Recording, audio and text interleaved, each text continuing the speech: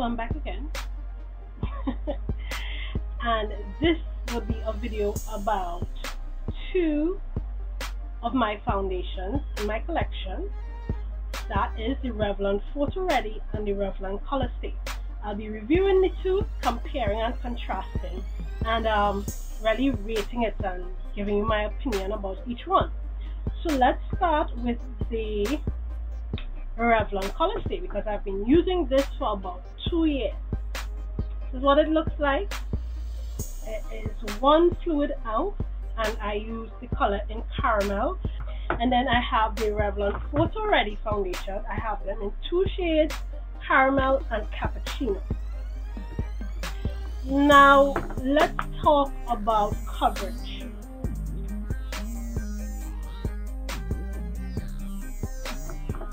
I've been using the Photoready for about 3 to 4 months. This is full coverage. It's full coverage.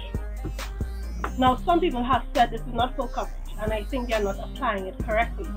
If you take the sponge or whatever you're using and dab it on your face, you are not going to get full coverage. But if you take a sponge, which I was using a while ago, and you pat it onto your face, pat in each area, and lightly blend, oh my god, you will get full coverage in one application. With the Revlon Colorstay, I would think it's with a damp sponge, it's full coverage in 2 applications. Now, while the coverage on this is full, I find it applies heavily. I mean, when it's done with it, you could tell you're wearing makeup. Right now I'm wearing it, and even from the camera, I find my skin looks like I am wearing makeup. So it does look like you are wearing a good bit of foundation on your face. With the Revlon Colorstay, however, if you use the damp sponge and you apply it even in 2 sessions, you don't get that made up look. You don't get that, oh my god, she's wearing foundation. Yes, somebody may tell you wearing foundation, but it's not too distracting. And I also find that this tends to highlight pores and the texture of your skin, while this tends to de-emphasize. Therefore, it just keeps things looking, close to normal.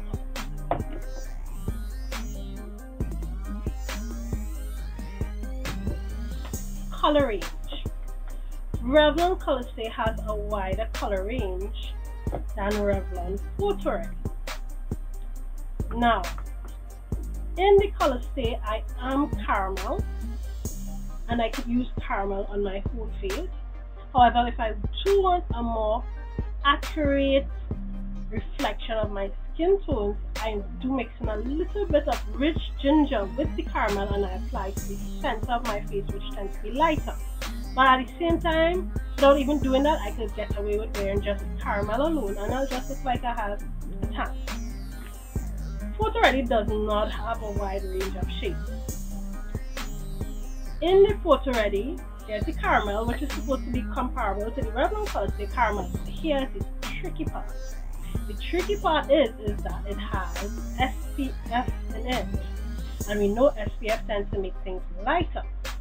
So even though I use the caramel, it applies too light on my face. However, give it 20 minutes to 30 minutes later, and it tends to blend out. But for those 20-30 minutes, I don't want to be looking as pale as a ghost. So what I use is the cappuccino.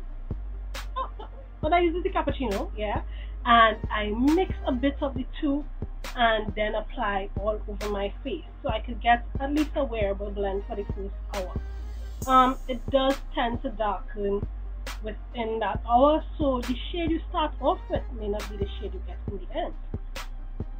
The SPF is a good thing. Who doesn't like skin protection from the sun? So that is somewhat of a con. Another thing about the finish, Colorstay has a matte finish. This has a more dewy finish, and I prefer the dewy finish. I'll tell you why. Dewy skin tends to look more youthful. It tends to look more natural. I mean, nobody really has flat matte skin unless you have dry skin. I don't want the look of dry skin. I want dewy skin. So that's why I do like the finish. And what gives it the dewy finish is those little bits of reflective particles in it.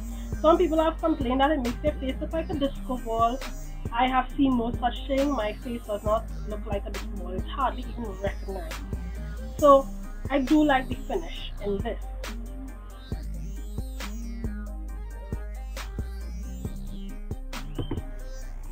The longevity.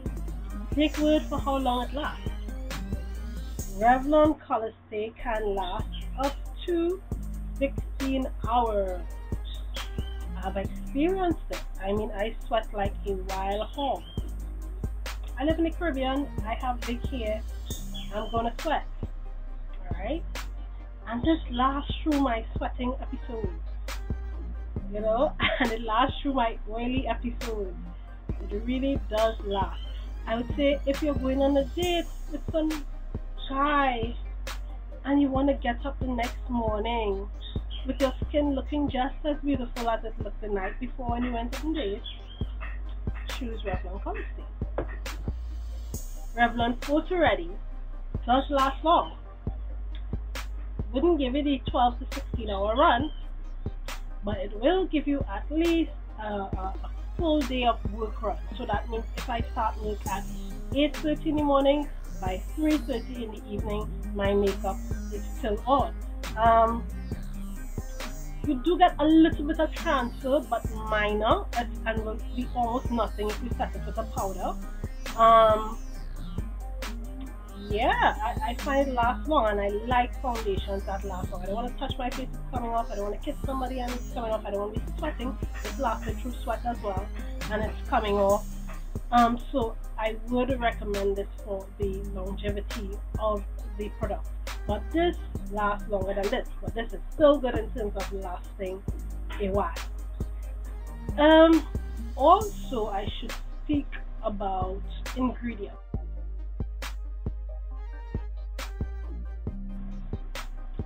Revlon Colorstay has some ingredients that I am not too keen about, and when you look at how it ranks on the cosmetic scale in terms of danger rating, it ranks pretty high. I think it has something like a 7 or 8, which is pretty high because it has Methyparaben in it and other chemicals. I mean, it's a long list of chemicals and they're making it hard for you to see to it because they had to peel back this to read. Let me show you. All that is chemicals. All that is chemicals. No scratch my book. But this, on the other hand, this is where the chemicals fit. I want to fool you all. So it has a little flap to open too, but generally speaking, it has less chemicals than this. And if you're trying to reduce your chemical intake or the amount of chemicals you put on your body, I would recommend this. And it is paraben free. You could do your research on parabens. You could also go to cdna.com, I believe it is. I'll get a link and I'll post it there. And it will tell you about the safety of the cosmetics you're using. But from just my research, I believe the Photoready would be safer for my skin than the Colorstay. So because of that, there are times when I want to use the Photoready more throughout the day because of, I mean, it may have some dangerous ingredients, but less than the Colorstay, and it also has SPF in it. I tend to use this more, you know, but I tend to like this more because of the natural finish. So toss up. I don't fight with each other, but anyway.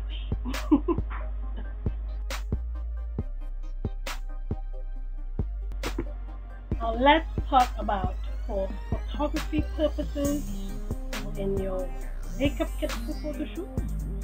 This perhaps may go to makeup artists. They call this Photoready. Not so much. Let me tell you.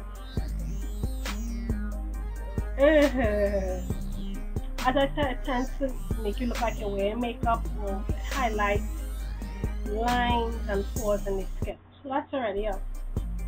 Yeah, Photoshop will have it come in handy there for that. That's okay, photographers use Photoshop anyway. But my major issue with this is that the SPF and the glitter in it is causing a white cast on the face that is just abhorrent. I took some pictures without flash with this.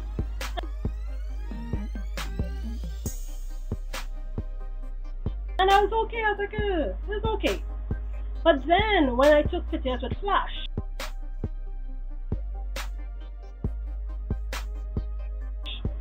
so let's say you're going online with your friends and girls in the night. They aren't professional photographers. They're going to be using flash in the night. The white cast that will show up on your face will make you look absolutely ghostly. And that's intolerable for me. So, oh, getting dark. Yeah, it's too light. Anyway, I will not use this in a photo shoot. I won't use it on a bride in a wedding where everybody is taking shots of her. I have to go back to my Colorstay where I know it is flash resistant, and yeah, no, that's not cute. What happens with the Photoready? So Photoready, you need to change your name. Probably you could call yourself okay, I'm just lost at words for that one. I don't know, but not Photoready. Something else. You know, I like you, but you're not Photoready.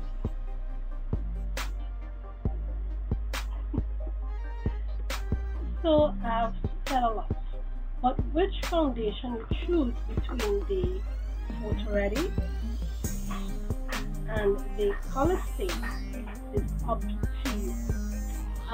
They both have their merits. I would rank on a scale of 1 to 10. I rank the Colorstay as a 8 in foundation, or 8.5. Around the Photoready, 1 down as a 7. Now, if I am feeling for that long 16 hours wear, sweat proof, more natural finish, matte finish, you know, I'm going on dates, I have an activity like yoga or exercise, and I don't want to show up with bare face, I'll choose the Revlon Photoready. I mean the Revlon Colorstay. And if I am feeling for more heavy makeup with more coverage in one blow, SPF, feeling conscious about my, you know, my look, about my health, I mean, I choose the Photoready. If I have a photo shoot, I'm doing a bride, I'm not going with the Photoready. I'm going with the Colorstay. Because we all know how this looks in photography.